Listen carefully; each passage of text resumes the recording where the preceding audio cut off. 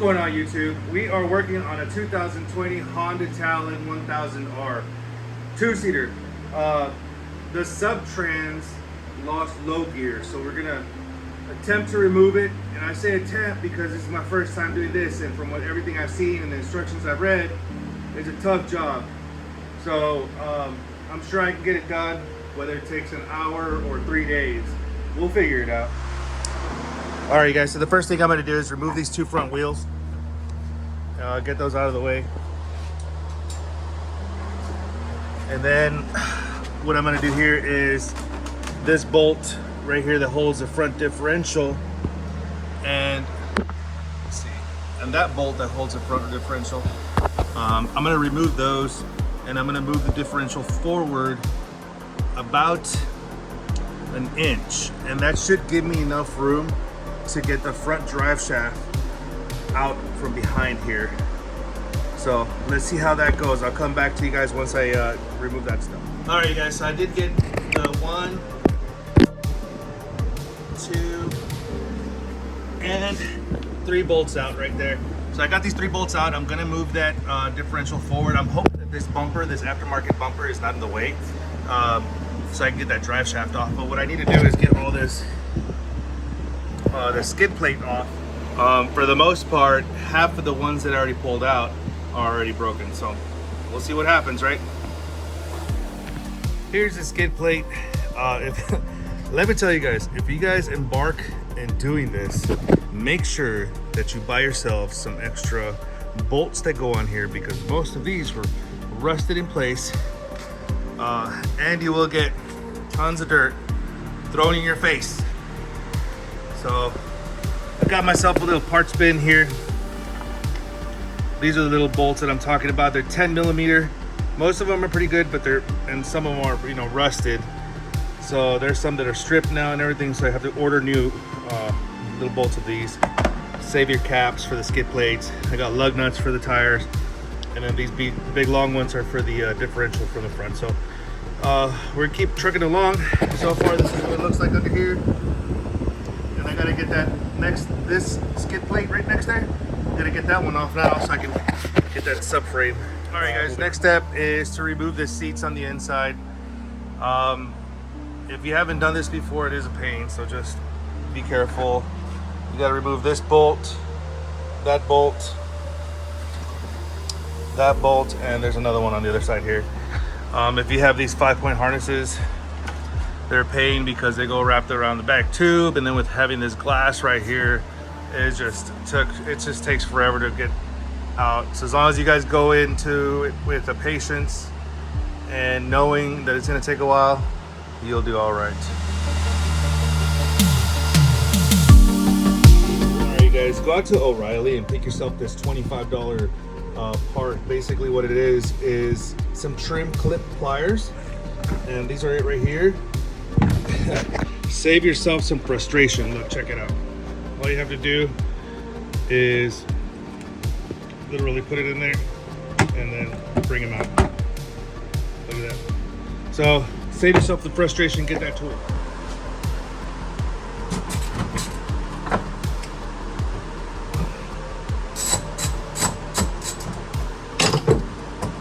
For the most part, you guys, you have a bunch of plastic clips. But like this one, you'll have an Allen. So far, I've encountered 3 Allens, which was 2 in the red fairing up front right here before I took off the console. And then this right here, there's another bolt behind here. So this whole piece will come up as a unit. And you don't have to take this upper portion off, but you will need to take this lower portion off, as well as this piece right here.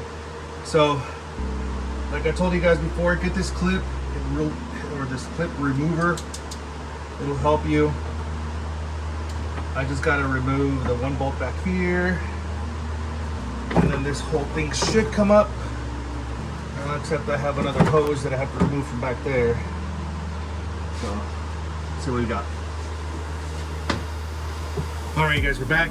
So all right, so you have a 10 millimeter over there that attaches to where the ECU is. Seems like the ECU is super muddy. I don't know if you guys see And then you have these hoses that you just want to pinch the inside of these and push them out. There's two of them. There's another one right here. So get this out of the way.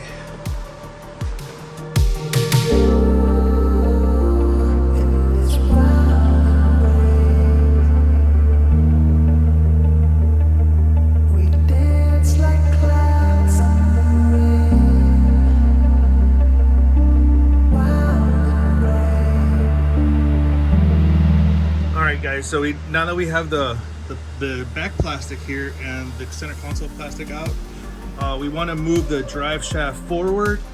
So I don't know if you guys can see it, but let me see. That's the drive shaft right there. So we got to move it forward about 1 inch. The only problem is my front differential is getting caught up on a couple little pieces, so I will work on that. And I don't know if you guys can see, but right there is where it slips. It slips into the Sub Trans, so we got to pull this out this way. So whatever you guys have to do, be careful. You got to pull this drive shaft forward and get it off the Sub Trans. All right, guys, I'm back. So I was able to move the front differential forward. You see how it's got some slack right there now? I can actually move it. Move the differential. Good to go. So now I have to take off the bolts for the Sub Trans, and there's a couple of wires that you guys have to watch out for. Sorry, my camera's all over the place, but it's very compact in here. So that's one right there, and then there's another one on the other side there. But you got to remove all these. I don't know if you guys can see, but there's a vent hose that you got to remove. This plastic wire housing you got to remove. Just take it off for the Sub Trans. Let's see right here. All right, so as you guys can see, the factory has got 2 dots where the parking is, and so you want to line up the 2 dots. You want to line up those 2 dots with the slit of your shift leakage. Just remove that, keep it the way it is. That way it's in park. So yeah, as you guys can see, the drive shaft is loose, and we have a couple of bolts over here that we got to remove to get the Sub Trans out.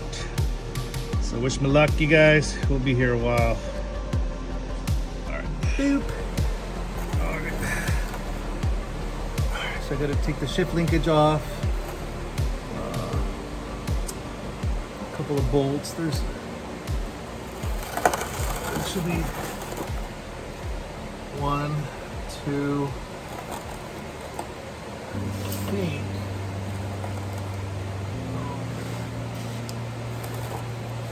I don't want to lie to you guys because I want to make sure I know what I'm doing here. But that's my 3 on top, 1, 2, 3 on the bottom. So 1, 2, 3. How do they get that one out? Sounds good. Hey you guys, I'm sorry my video is kind of crappy, but I'm really trying to get in here because it's very a tight space. So I wanted to show you guys all the stuff that I removed before the crank, or before the sub transmission got loose. So vent line, remove it from the top.